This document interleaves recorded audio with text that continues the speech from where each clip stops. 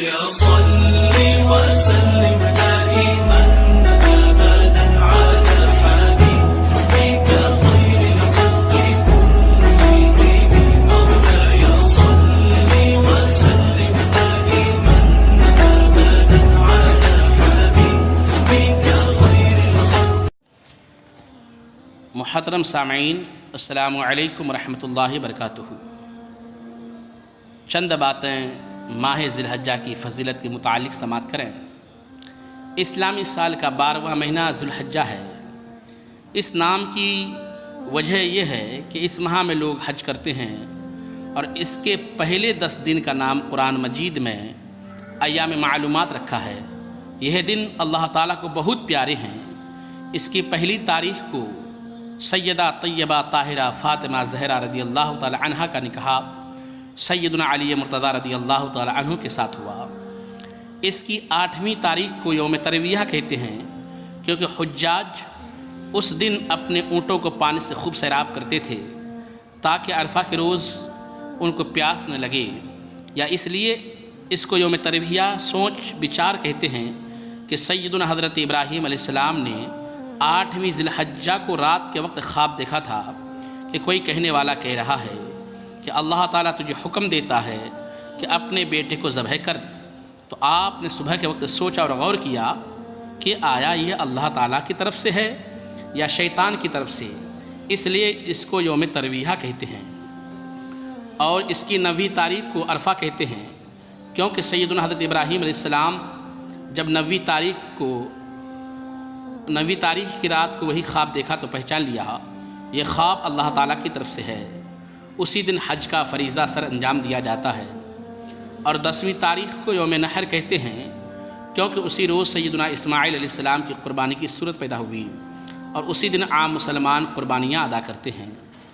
اس کے بعد 11ویں، 12ویں، 13ویں کے دنوں کو ایام تشریق کہتے ہیں، اور اس ماہ کی 12ویں تاریخ کو حضور صلی اللہ علیہ وسلم نے سیدنا علی مرتضیٰ شیر خدا کے ساتھ بھائی چارہ قائم کیا تھا۔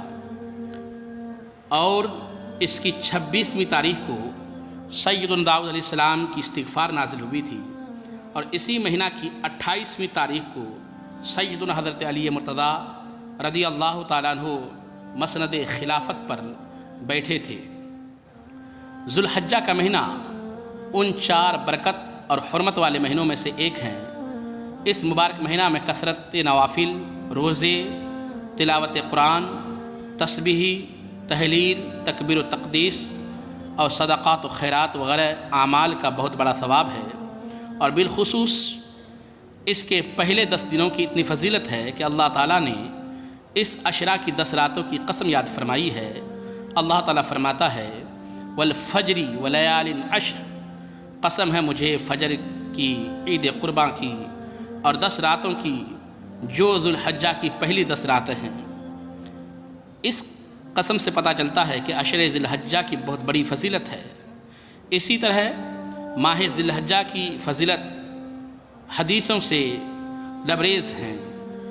ایک حدیث سماعت کریں جو ام المؤمنین حضرت سیدہ حفصہ رضی اللہ تعالی عنہا سے روایت ہے۔ فرماتی ہیں کہ 4 چیزوں کو نبی کریم صلی اللہ علیہ وسلم نہیں چھوڑتے تھے: عاشوراء کا روزہ، اور ذو الحجہ کے 10 دن یعنی پہلے 9 دن کا روزہ، اور ہر ماہ کے 3 دن کا روزہ، نماز فجر سے پہلے والی 2 رکعت سنتیں۔ سیدہ حضرت عائشہ صدیقہ رضی اللہ تعالی عنہا فرماتی ہیں کہ رسول اعظم صلی اللہ علیہ وسلم کے ظاہری زمانے میں ایک آدمی گانا بجانا اچھا سمجھتا تھا، مگر جب ذی الحجہ کا چاند نظر آتا تو روزے رکھنا شروع کر دیتا۔ محبوب کریم صلی اللہ علیہ وسلم نے اس آدمی کو بلا کر پوچھا کہ تو کس وجہ سے ان دنوں کا روزہ رکھتا ہے؟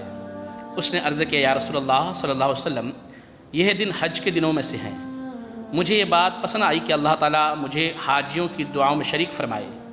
نبی کریم صلی اللہ علیہ وسلم نے ارشاد فرمایا کہ تجھے ہر دن کے روزے کے بدلے میں 100 مسلمان غلاموں کو آزاد کرنے اور 100 اونٹ کے صدقہ کرنے اور 100 گھوڑے اللہ تعالیٰ کی راہ میں دینے کا ثواب ملے گا، اور یوم ترویہ کے روزے کے بدلے 1000 غلام آزاد کرنے اور 1000 اونٹ صدقہ کرنے اور 1000 گھوڑوں کا اللہ تعالیٰ کی راہ میں دینے کا ثواب ملے گا، اور عرفہ کے روزے کے بدلے میں 2000 غلاموں کو آزاد کرنے اور 2000 اونٹ کے صدقہ کرنے اور 2000 گھوڑوں کا اللہ تعالیٰ کی راہ میں دینے کا ثواب ملے گا، اور 1 سال گزشتہ اور 1 سال آئندہ کے روزوں کا ثواب بھی ملے گا۔